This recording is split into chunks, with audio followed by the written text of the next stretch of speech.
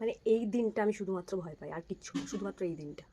High, আমি জয়িতা আর আজ আমার সকালটা সুন্দর একটা ভিউ দিয়ে শুরু হয়েছিল। এখন তোমাদের অনেকেরই মনে হবে যে এ তো বলেছিল সকাল 6টায় উঠবে, তো কি হলো? হ্যাঁ ভাই, আজকেও আমি সকাল 6টাতেই উঠেছি। উঠে আজ প্রথমেই আমি ব্রাশ করে নিয়েছিলাম, নিজের সমস্ত কাজবাজ করে নিয়েছিলাম, তারপরে আমি হাঁটা শুরু করি।